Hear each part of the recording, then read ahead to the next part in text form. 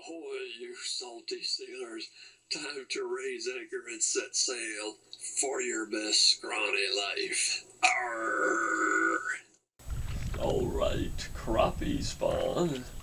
I don't think I'll need to do a full continuous voiceover on this one, give you a little break from listening to my voice all the time. Pretty self-explanatory. Crappies are on the nest. They're members of the Centrarchidae, so the males guard the nest. I'm using a 3-weight rod and weighted flies, a lot of times micro jigs. Generally occurs in May. Mother's Day is kind of thought to be the typical peak of crappie, of the crappie spawn in Iowa. Generally, they will spawn in around shoreline cover, low down seabed, and so forth.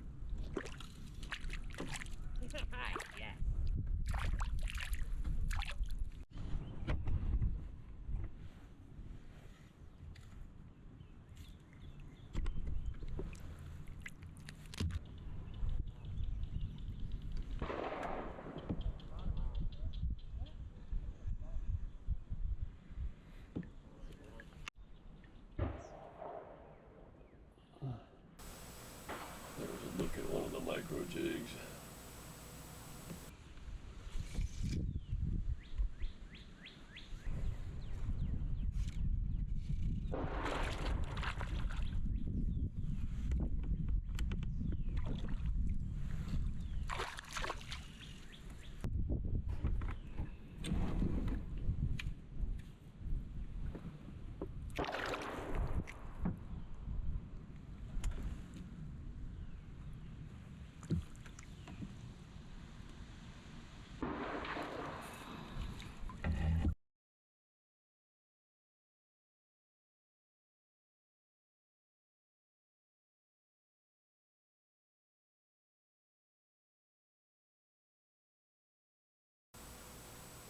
Okay, our first look at the Apiaceae, the parsley family, begins of course with poison hemlock. This is a deadly poisonous plant. Just a small amount of the leaves of one of those plants could be a fatal dose, even for an adult. This is what it looks like. It's a large compound leaf divided into all these numerous little leaflets, serrated edges.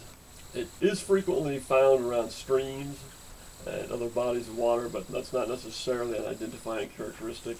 It is a biennial plant, so these plants near the ground are the first year, or the plants that emerged this spring.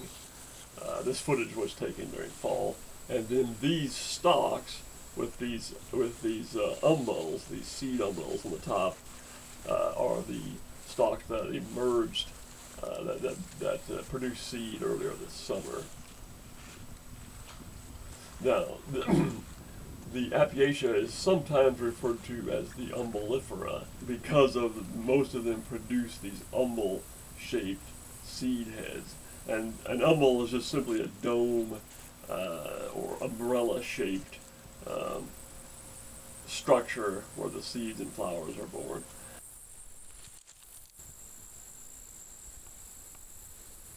Now, just so you don't think that all Apiaceae are dangerous, these are two nearly identical plants. One is called hairy sweet cicely, and the other is called anise root.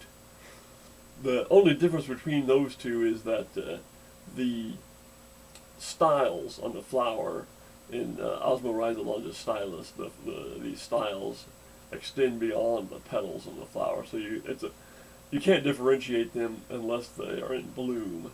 But the roots and most parts of the plants, of both of those plants, smell like licorice or anise.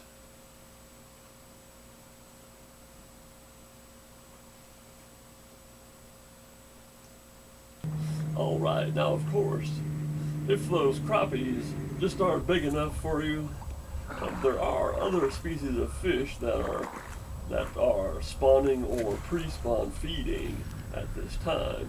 Carp, of course, will certainly bend a rod. Not as tasty as a crappie if you're looking for food, but they definitely will put a big bend in the old rod.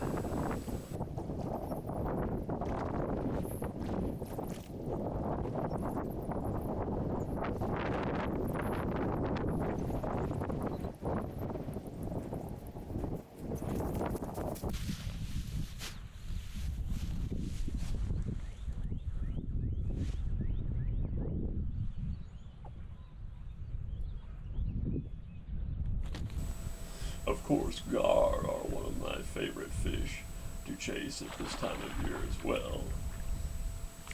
The action, the attitude, everything cranked up to 11 when it comes to the gar. Now, gar teeth are needle-like, and they can break off and embed under your skin, so it's important to avoid being bitten. I normally wear leather gloves while handling them, but I lost my gloves at some point. However, the main thing is just to grab them firmly behind the head so they cannot turn and bite you.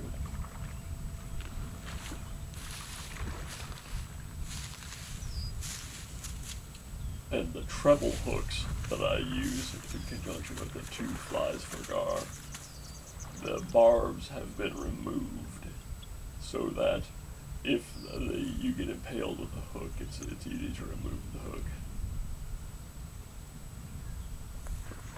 Because gar can breathe air as well as water, so they will continue to fight even on land. And your chances of taking a hook in the hand or somewhere else are higher than with normal fish. I think probably there were a lot of small gar, which I'd assumed were small males. The gar will get a lot more interesting once the big females move into the shallow water to spawn, but that was not happening. I think these smaller gar, there were carp spawning there, and I think that perhaps minnows of some sort were feeding on the carp eggs, and these smaller gar were following those minnows. Or maybe they were directly feeding on carp eggs themselves, I'm not really sure.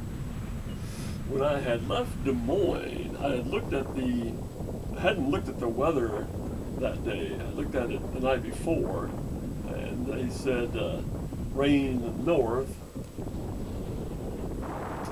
sunny weather in the south. So I had gone south to the Red Rock area. But as you can see, there began to be a storm building. And unbeknownst to me at that time, there was actually a tornado spotted over Pleasantville. But yes, it began to rain, and I noticed, I got back in the car, and sure enough, I popped on the radio. There was a tornado sighted over Pleasantville. It didn't actually touch down, but the whole area, all of Murray County, was under a radar-indicated tornado warning. This never did develop into a full-blown funnel, but there was something going on there. Eventually, it was a smaller storm, and the storm chasers and I kind of began to scatter, and I eventually kind of went around the edge of it through Pella. Thankfully, there wasn't any hail, or at least not where I was.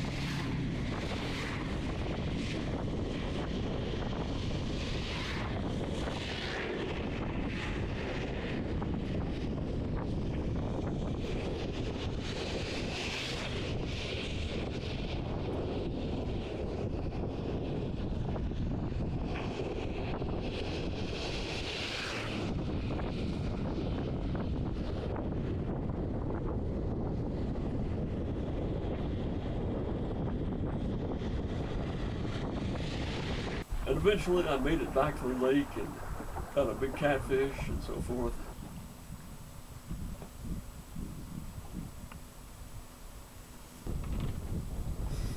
Okay, back to the crappies.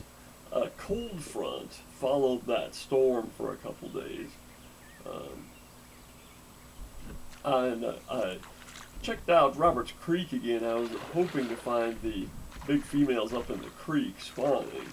But the cold front, being as it was, I found them over open water, kind of scattered in the upper half of the lake,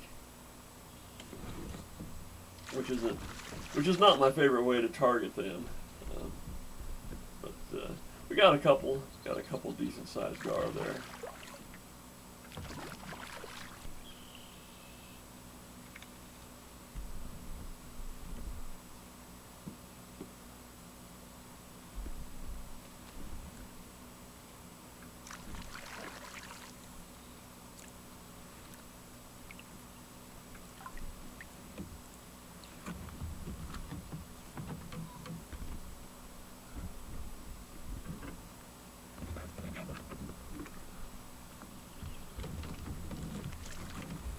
Those gar I did get on the same 3-weight I was using for crappie, so that's a lot of fun. Nice size gar on a 3-weight. That crappie actually took the gar fly. The reason I switched the gar stuff over to the 3-weight is because I had a carp fly tied on the 5-weight. So there we went. There was several pods of them out on the lake, but the thing is, they can see, one member of the pod will spot you that you won't see and spook, and it'll spook the whole pod. So I'd gone up the entire lake and spooked a couple pods, but hadn't managed to catch a carp. I went all the way up the creek before I finally got one.